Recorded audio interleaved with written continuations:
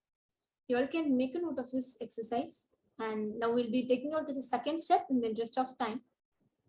The second part of this exercise is the moment you think of money, whatever you feel and think, like you may have different ideas and opinions, like, oh, money is difficult, money is impossible, unless you cheat, you can't get money. And even if you cheat, somebody will cheat from you. All the ideas and incompletions that you carry about wealth, please write it down. See, so much goes on inside you about money, your incompletions with money.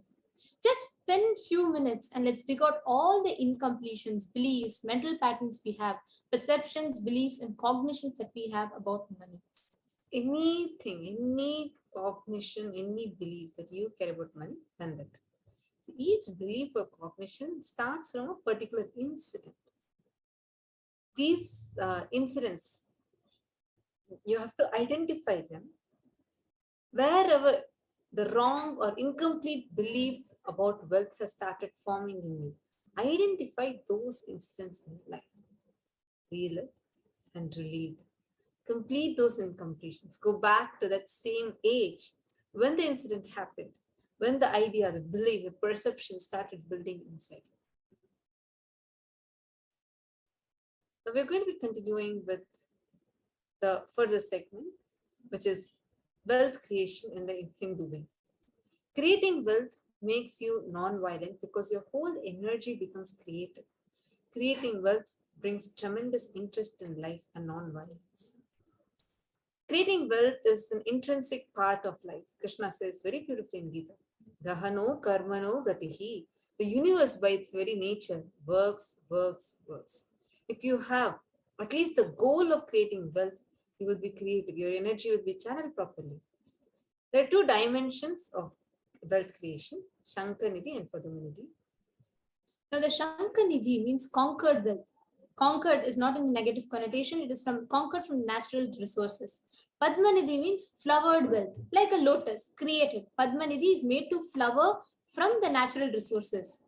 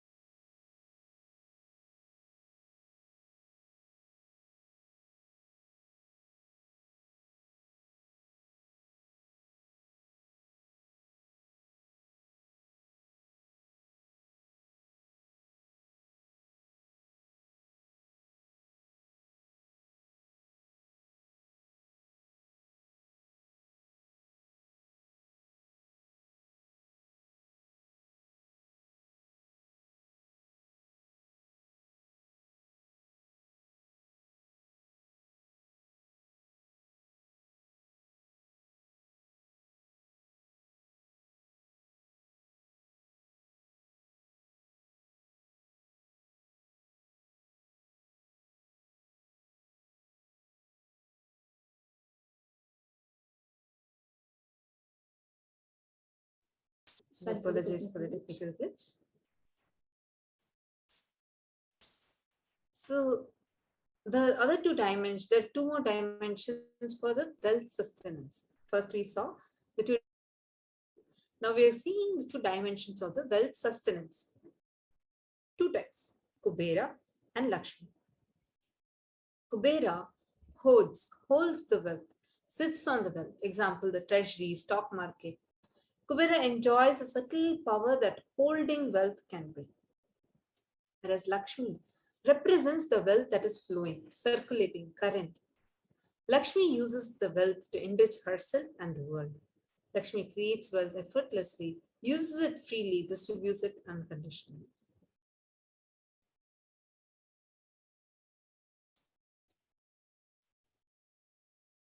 So now the next step after completion is to consciously decide what you want to manifest in the next 3 months in the wealth dimension. Understand, it's a very, very powerful process.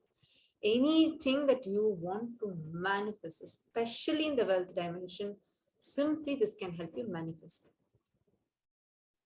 Write clearly what is your intention.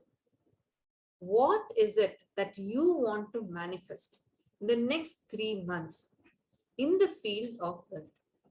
All of us are understanding? write clearly what you want to manifest in the next 3 months.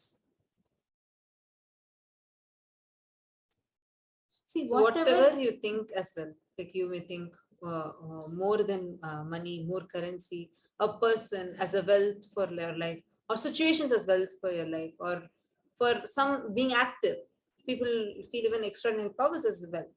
So whatever you consider as your wealth that you want to manifest and attract in the next 3 months, spend that time. Now, as all of us complete, see, each of us take effort to complete. Now, when once you put one step, you will be able to complete, you'll break your patterns, everything. But ultimately, one of the most powerful way, what is known, unknown, to complete both, it is through Guru's grace. With deep devotion and oneness with Guru, you can complete all the binding cognitions on wealth and manifest life with prosperity and abundance. There is a very beautiful verse from Guru Gita.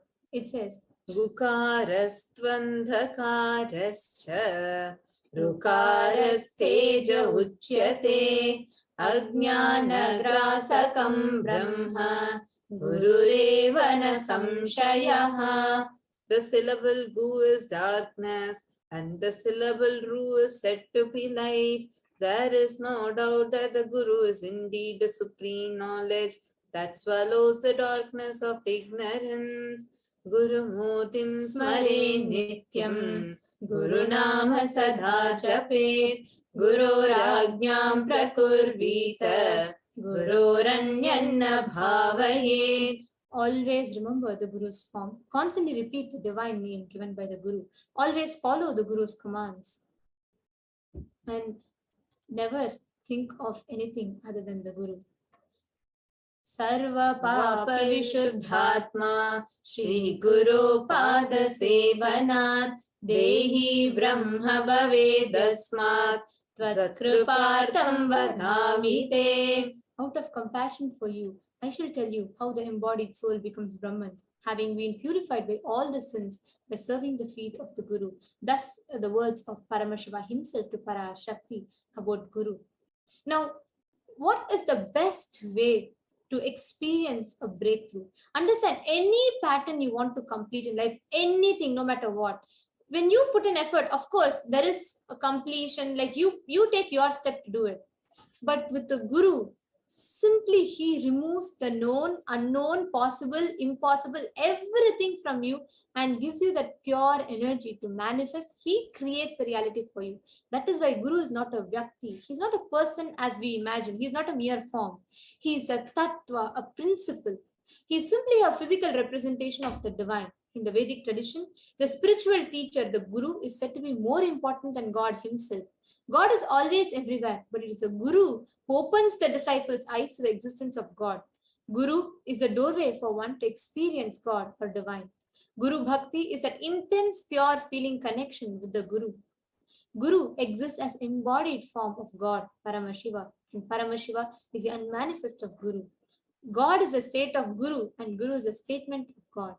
Guru is a manifestation of Paramashiva, and Paramashiva is the unmanifest of existence of Guru. Guru Bhakti is intense, pure, existential energy which can liberate you from all known, unknown, unnecessary delusions. All of us want to live with wealth and abundance in our lives. We want to live as Bhagavan Venkateshwara. However, we have a question. Is it possible for me? How long will it take for me to realize it? I tried before, but I may not succeed. Is there any way it can be like an instant? Immediately it can happen? Does Hinduism offer a solution that is instant and immediate? So there is a very beautiful tradition called the Niluvathopadi in Tirumala, Tirupati. We were just learning what Guru's Kriya. We were just learning about this. See, the devotees of Bhagavan Venkateshwara offer whatever they have. Money, gold, jewels, whatever they have. They go and offer it in the Hundiyal as offering their incompletions and karmas at the feet of Venkateshwara. It is an ancient custom still in practice where a devotee offers all the adornments that he or she is wearing at the time of visiting the temple, and they offer it in the temple hundi. Actually, usually the times of disasters, grief, the devotees take a vow and are said to be fulfilled like this once their struggles are past. Actually, Niluvu Topadi is a very beautiful word by itself. Niluvu is all your karma and everything. Topadi means snatching away. Literally means snatching away. Niluvu Topadi means where Bhagavan Venkateshwara snatches away all your karma, suffering, everything. Usually it's a very beautiful custom followed in Tirumala, Tirupati. To this day, if you visit, you will have a beautiful experience of it. You will see thousands of devotees. They'll all be decked up with gold, jewelry, everything. The moment they see Venkateshwara, the moment their ichha is fulfilled, like the moment they have the darshan, they are so filled out of gratitude, they'll feel like everything is invaluable. They just take and they'll offer all their karmas at the feet of Bhagavan Venkateshwara.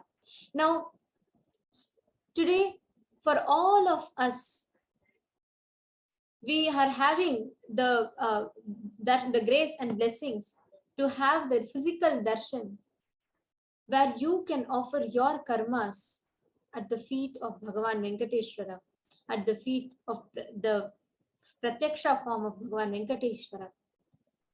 There's a very beautiful verse from Bhagavad Gita, the 66th verse from the 18th chapter, where Bhagavan Krishna says to Arjuna, Sarvadharman parityajya mameka sharanam vraja, aham tvam sarva papebhyo mokshayishyami ma suchaha. Bhagavan Krishna says, abandon all the varieties of dharmas and simply surrender unto me alone. I shall liberate you from all the sinful reactions. Do not fear. People seek blessings from Bhagavan Venkateshwara for all kinds of their unfulfilled desires, wants to get through the difficulties of life matters. And they seek the blessings from him by offering the Mokku Baddi, giving in return, or Niluvu Dopidi, offering to the Lord whatever they wear on the body, especially the jewels. It is believed by doing so, doing the above, they get blessed by Bhagavan Venkateshwara and get relieved psychologically. And it is so strongly believed that in the case of failing or neglecting the offerings to the Lord, he would make them offer with interest. That is why Bhagavan Venkateshwara, Balaji, is also named as otherwise. Vaddi Kasula Vadu means he who collects interest for the conscious offerings.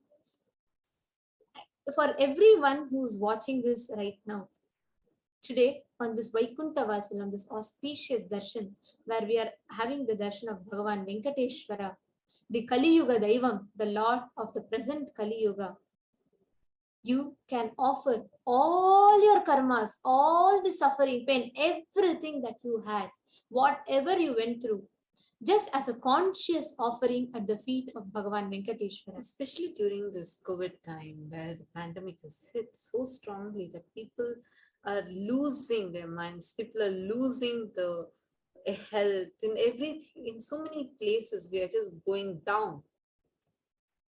Understand, all the pain, suffering, karmas that are sitting inside us, just offer them to Bhagavan Venkateshwara.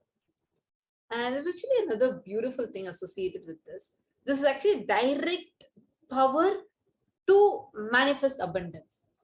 We may wonder, how by giving away everything, how can I manifest more? See, understand, only when you cognize yourself as, see, when only if you have something, you can give it, right? And when you're offering everything that is yours to Bhagavan Venkateshwara, it matures is so much consciously, become so consciously rich, the very cognition about you will be filled with so much of abundance, such that you're able to give away all of that. And with that shift which is happening in your deep devotion, that shift will make you as a magnet to attract. Whatever inner blueprint you carry, based on that inner blueprint only, you are attracting things in your life. If you keep carrying the inner blueprint of poverty consciousness, or maybe wealth will not be stable, wealth is whatever, then only those are manifesting outside. Now, when you ferociously, or out of your deep devotion, Just take everything from head to toe and offer it to Bhagavan Venkateshwara.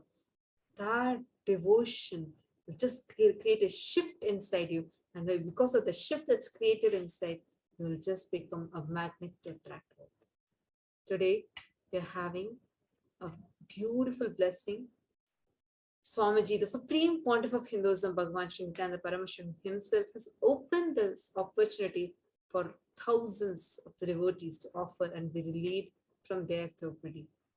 Today, the Supreme Pontiff of Hinduism will be gracing us the Venkateshwara BHAVASAMADHI darshan and accepting our offerings and liberating us from the karmas and incompletions.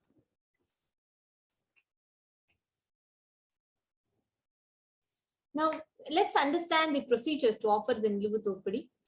The first step is you will adorn yourself with all the gold and silver jewels that you have, like how you would like to adorn yourself just in the space of oneness with Bhagavan Venkateshwara, and have the darshan of Bhagavan Venkateshwara looking exactly in the space of oneness, from the space of gratitude and love.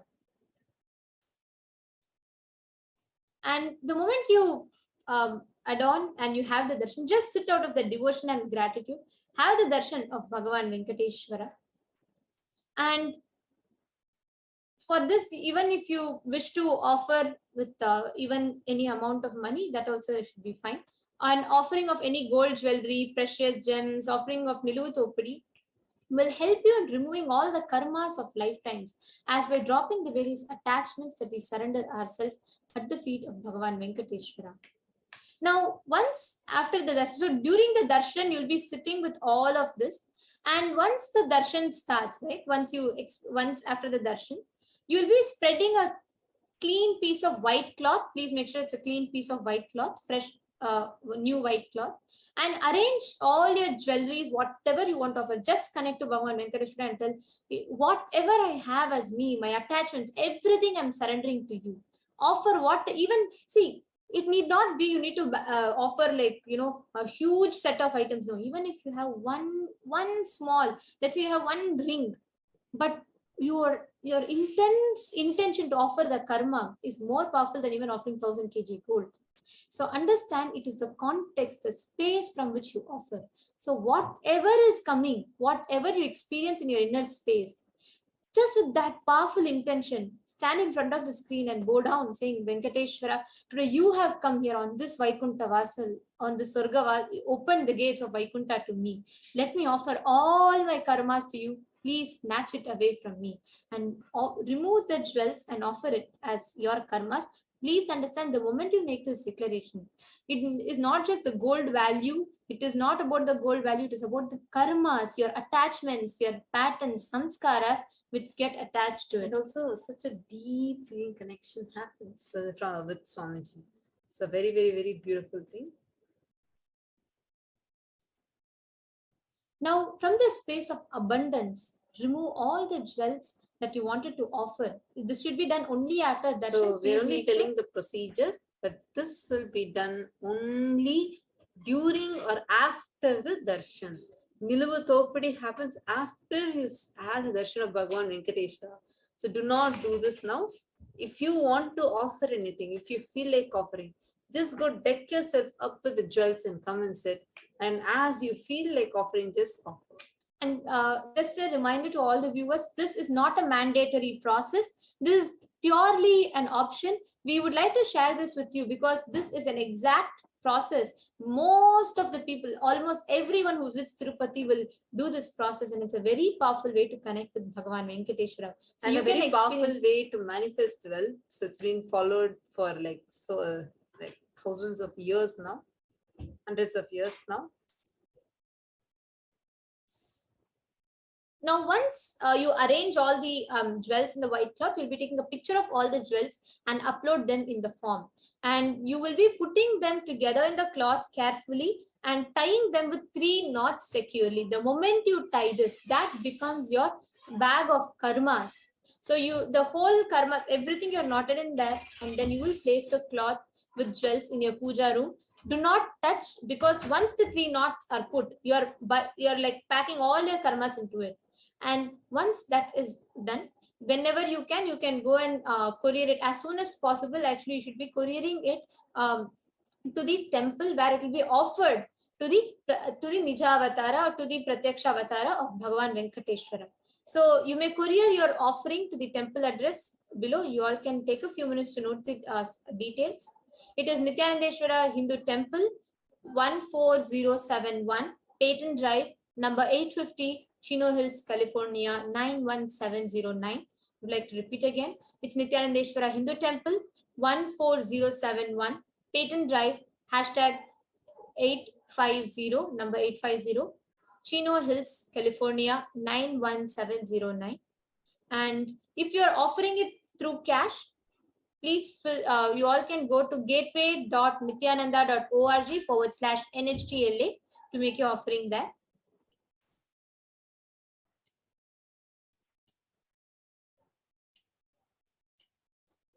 And to all the viewers that are watching us now, not just having the darshan of Bhagavan Venkateshwara on the Surgavasal day, but all of us have the beautiful opportunity of experiencing 21 days with the avatar, a powerful, intense 21 days, an energy blast of Paramashivoham level 3. And I'm sure this is like buzzing everywhere around Kailasa.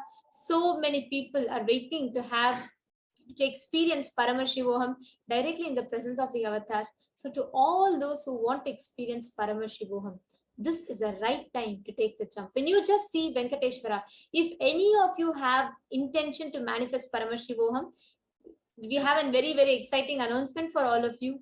You can post your prayers, your intentions to Bhagavan Venkateshwara, and all your wealth obstacles, everything you will receive directly Bhagavan Venkateshwara's blessings for you to manifest Paramashivoham.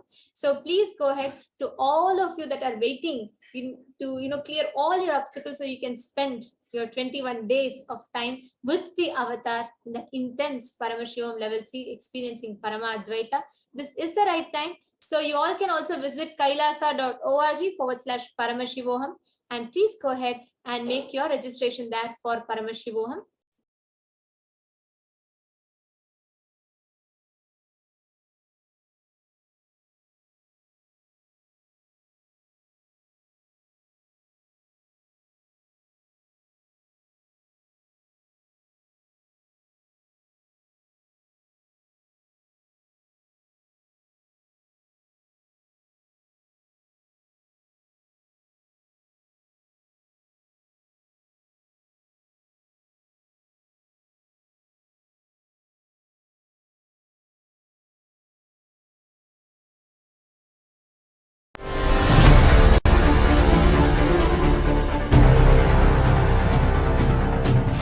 Time itself is nothing but your decision to struggle with the same rut.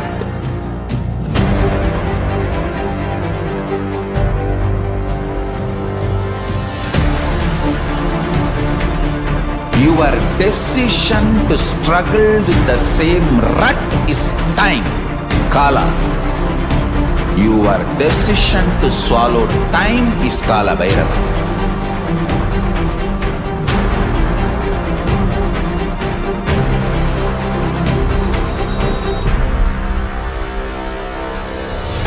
Stand. Be a conscious woman or man. Be conscious being.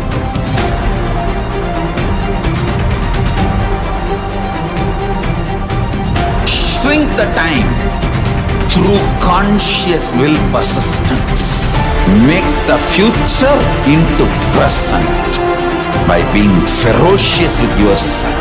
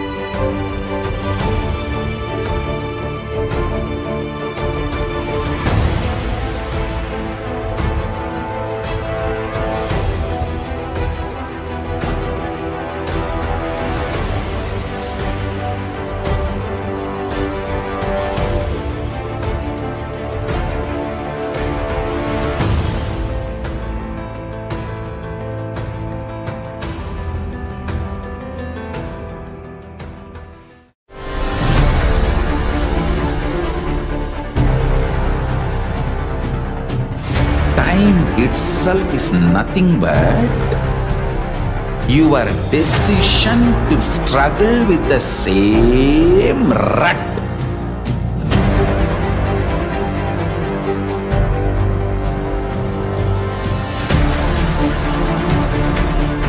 Your decision to struggle with the same rut is time, Kala. Your decision to swallow time is Kala Bhairava.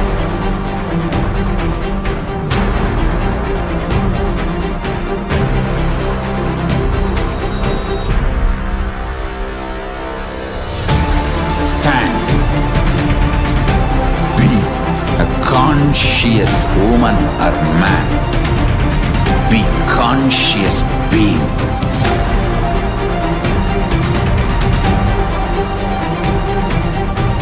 Shrink the time through conscious will persistence.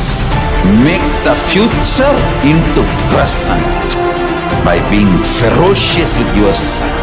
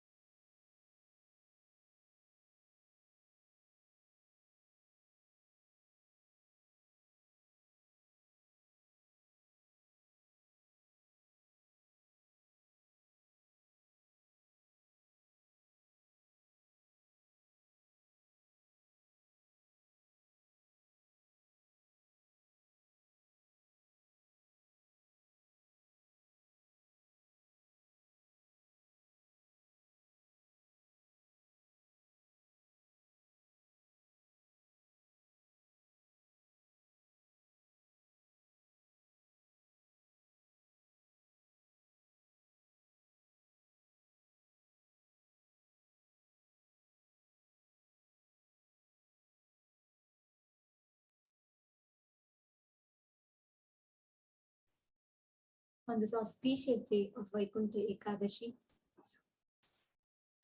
let us all get ready now to receive the darshan of Bhagavan Venkateshwara. Let us all now understand about Bhavasamadhi darshan. Today, Swamiji, the Supreme Pontiff of Hinduism, Bhagavan Sri Nithyananda Paramashivam, is himself embodied, manifesting as the Nija Avatara of Bhagavan Venkateshwara. Everyone who wishes to offer to Bhagavan Sri Venkateshwara, you all can take a sankalpa and make the offering today. And Swamiji, the Supreme Pontiff of Hinduism, is the Nija Avatara, as the Nija Avatara of Bhagavan Venkateshwara, will be blessing each and every one of us, giving each and every one of us the boon and science to manifest abundance and prosperity, awakening the wealth consciousness in us. So all of you, those who wish to be part of Paramashivoham, those who wish to manifest wealth, you all can feel free to go ahead and post your comments. You all can post your prayers, requests, everything during live, and Bhagavan Venkateshwara himself will be blessing all of you. Now let us understand.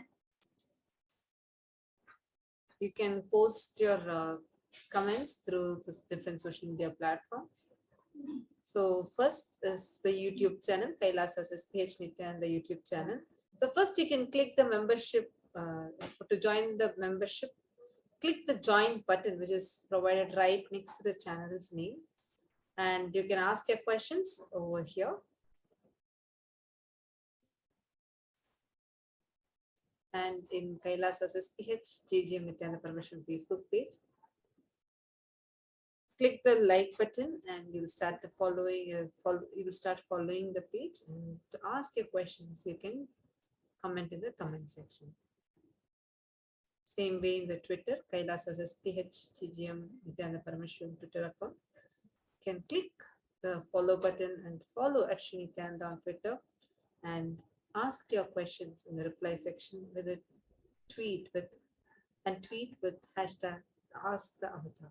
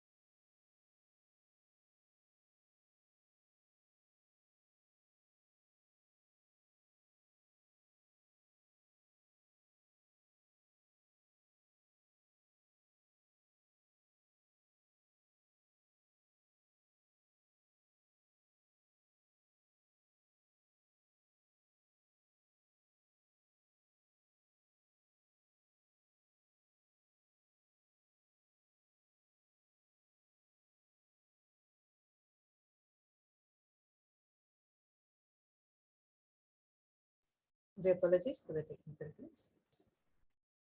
So now we are going to be entering into preparing ourselves to receive the darshan of Bhagavan Venkateshwara. Bhava Samadhi Darshan. So what is Bhava Samadhi Darshan? Bhava is defined as directing and activating the emotional and spiritual energy that is created through meditation on the avatar. This is not an event that's happening in time and space. The darshan happens the moment we are lifted out of time and space. During the Bhava Samadhi darshan, our neurons mirror that of the avatar. Actually, we have a beautiful video called Awakening the Non-Mechanical Parts of the Brain, where Swamiji has detailedly elaborated and explained the science behind mirroring of neurons. So the brain neurons mirror and activate and process all the observed movements or information of the avatar just by seeing. Without any physical act of imitation. That means our whole body silently sitting and without any movement recreates what's happening in the avatar inside of us. The science of BHAVASAMADHI Darshan knows no distance, a phenomenon that modern science is just discovering in terms as quantum tunneling.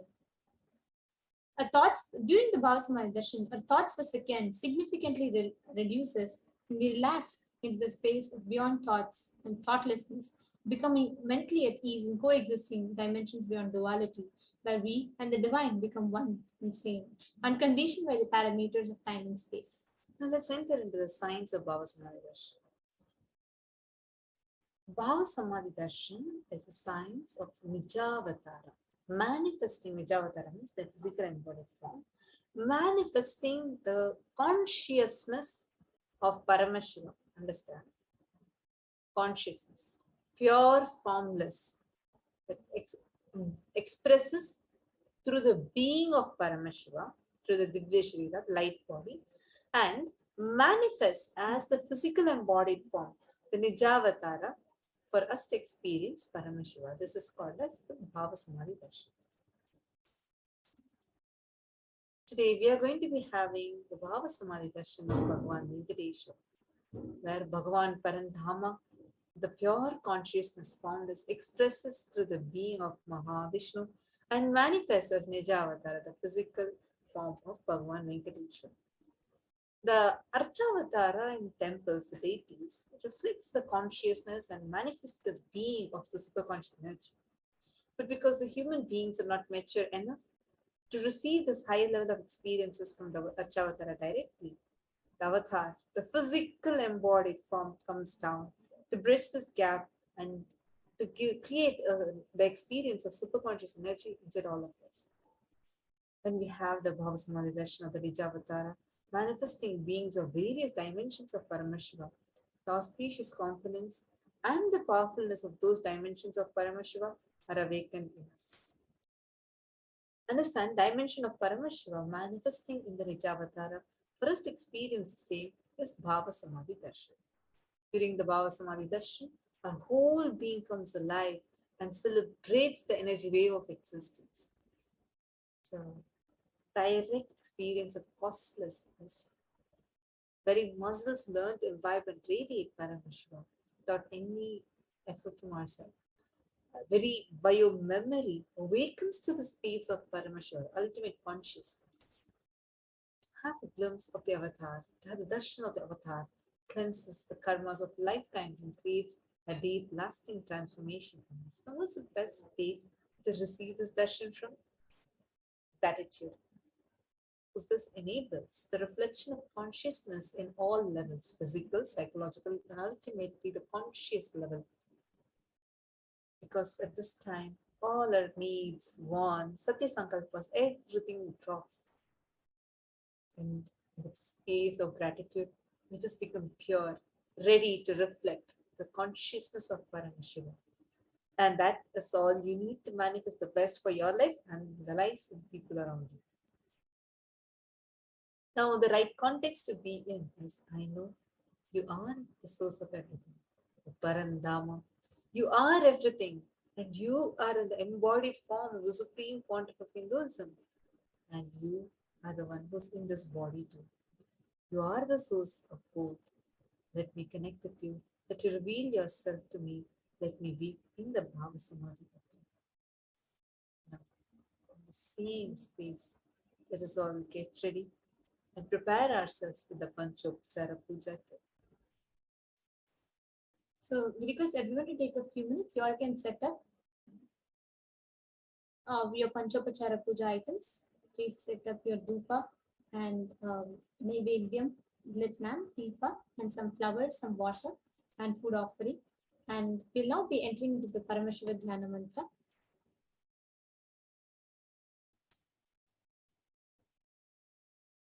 Yes. The Paramashiva Dhyana Mantra is blessed by the Supreme Pontiff of Hinduism as the Mantra Diksha.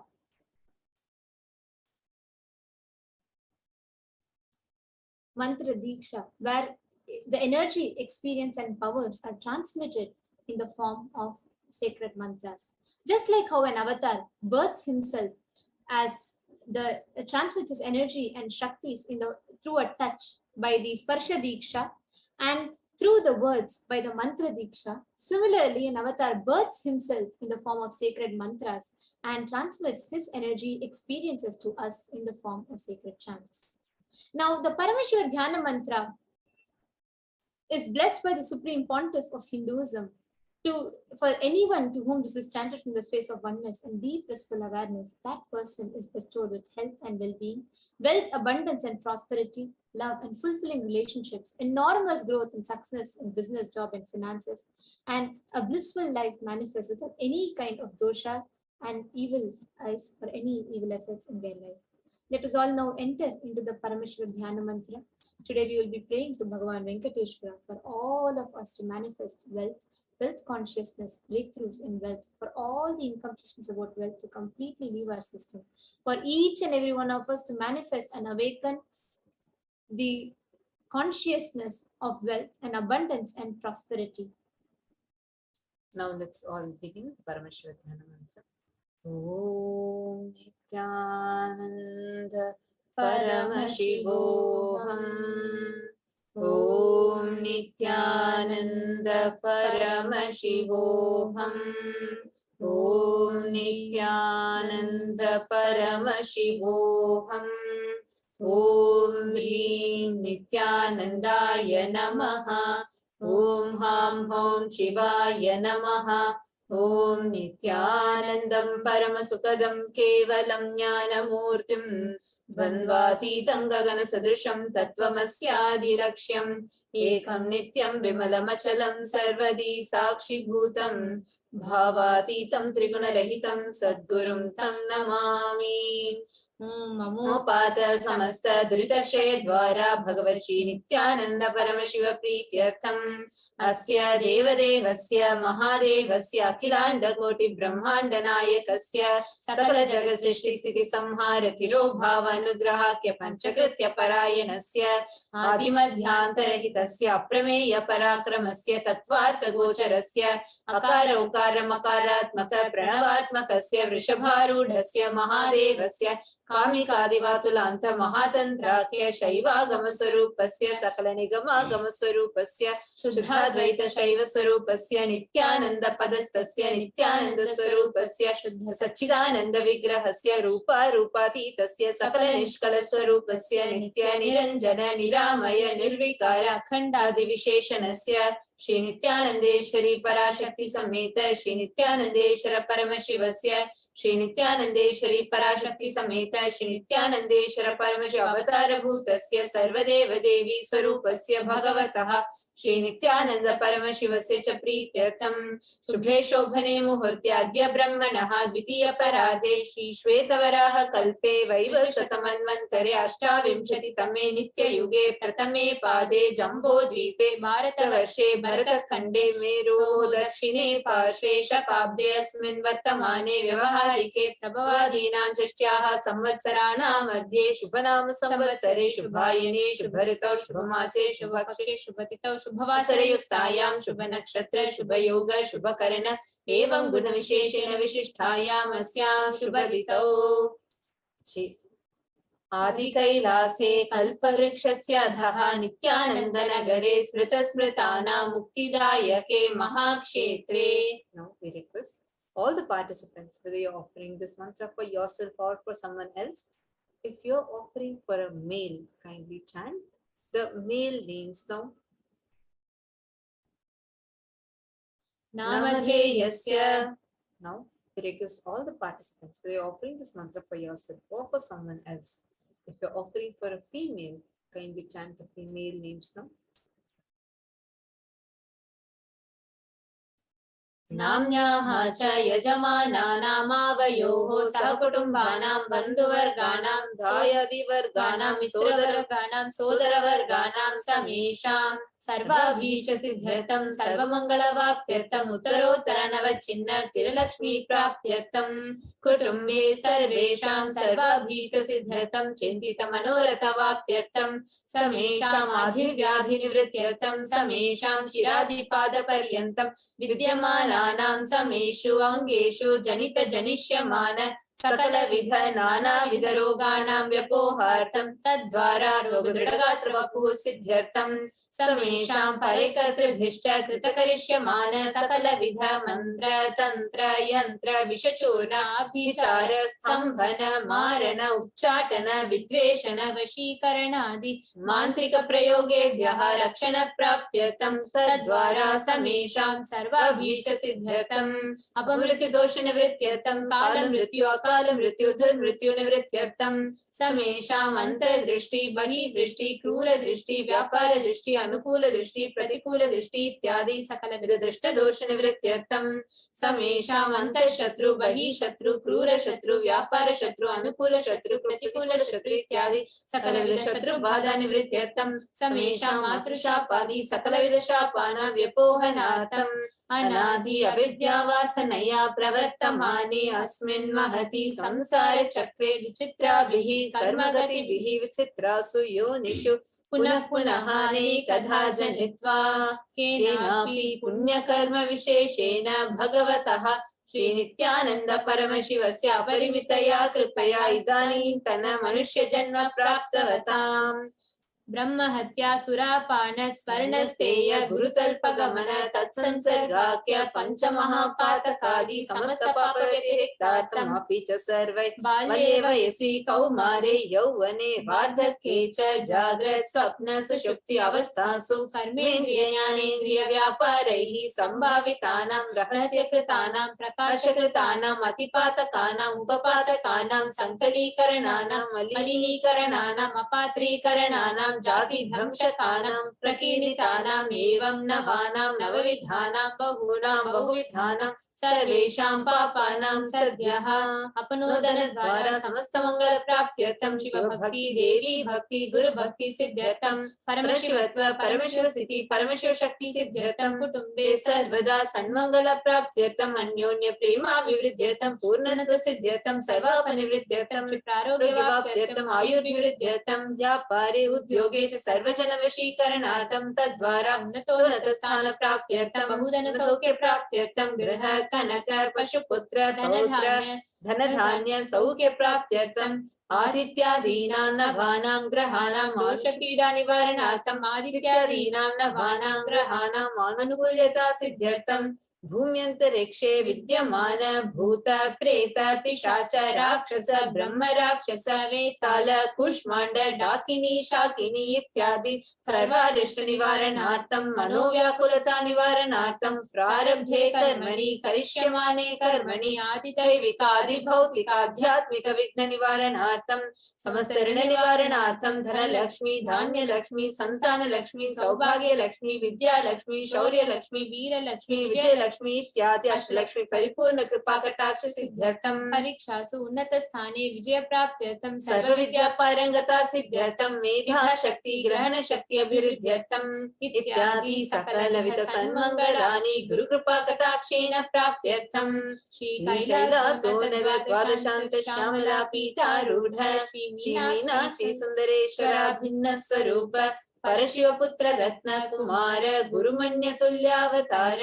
Shri Parvati स्तन्यपान लब्ध दिव्य ज्ञान विश्रुत सकल निगमागम सारभूत द्राविड वेद प्रभत्र श्रीमत् परमशिव करुणा समधिगत मुक्तामय चतुरश्रयान गीयमान चत्र चामर श्री चिन्ह कालादि समस्त बिरदावल्यलंकृत ज्ञान विज्ञान चक्रवर्ती सर्वजन संग सद्यो निर्वाण दीक्षा व्याप वर्ग वर्ष विश्रान जीमूत परमत कलभ केसरी शैव सिद्धांत स्थापनाचार्य श्री राजाधिराज पांड्य महाराज गुरु क्षपन शाक्यादि महांधकार निवारण ज्ञान भानु वीक्षणा नरहार ध्वजोच्छेदन पूर्वक श्रीमद् ऋषभध्वज स्थापक शैव समय कर्तृ सर्वज्ञ पीठारूढ़ श्री जगत गुरु श्री ज्ञान संबंध देशिक स्वामी वागीश सुंदर माणिक्य वाचक स्वामी नाम अवतार भूत श्री ज्ञान संबंध स्वामी पुनरुद्धृत श्यामला पीठ सर्वज्ञ पीठ प्रणवद्युत्तर द्विशतम गुरु महासन्निधान अरुणगिरि योगीश्वर परंपरागत अरुणाचल सर्वज्ञ पीठ गुरु महासन्निधान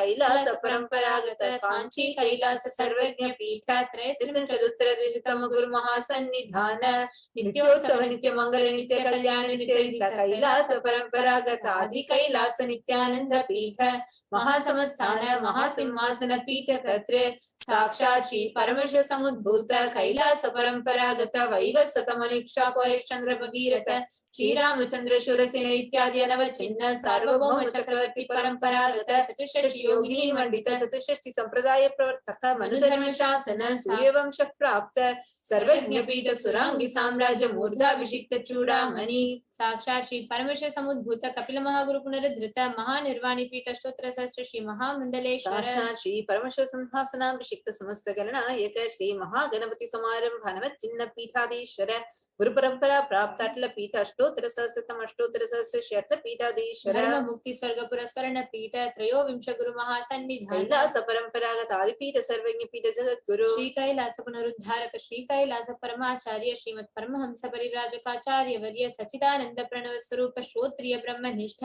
श्रीमद् जगत गुरु श्रील श्री भगवत श्री नित्यानंद परमेश्वर श्री ज्ञान संबंध देशिक परमाचार्य स्वामी नाम प्रीत्यर्थम तेषां पादारविन्दयोः भक्ति सिद्ध्यर्थम गुरु कृपा कटाक्ष सिद्ध्यर्थम स्थैर्य वीर्य विजयारोग्य ऐश्वर्याणाभिवृद्ध्यर्थम धर्मार्थ कामोक्षविद फल पुरुषार्थ सिद्ध्यर्थम मम समस्त दुरितोपशान्त्यर्थम समस्त मंगलावाप्त्यर्थम भगवत श्री नित्यानंद परमेश्वर प्रसादेन सकुटुम्बस्य ज्ञान वैराग्य जीवन मुक्ति प्राप्त्यर्थम च श्री नित्यानंदेश्वरी पराशक्ति समेत श्री नित्यानंदेश्वर परमशिवस्य श्री नित्यानंदेश्वरी पराशक्ति समेत श्री नित्यानंदेश्वर परमशिव अवतार भूतस्य सर्वदेव देवी स्वरूपस्य भगवतः श्री नित्यानंद परमशिवस्य च ध्यान षोडशोपचार सर्वोपचार अर्चनाराधन पूजां प्रार्थनां करिष्ये।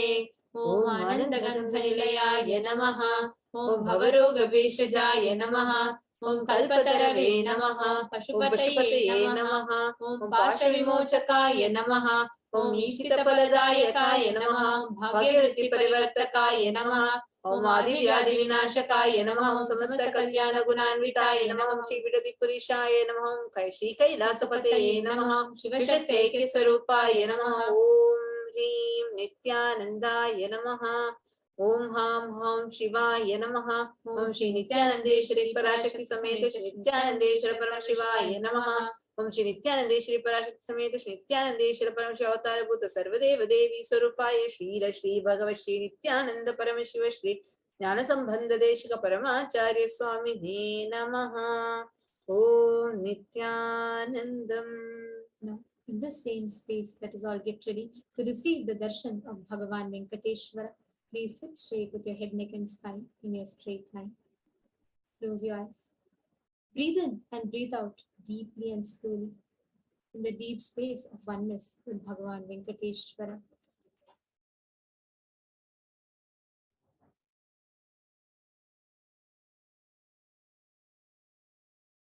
Paramashivoham. Om Nithyananda Paramashivoham. Om Nithyananda Paramashivoham. Om Nithyananda Paramashivoham.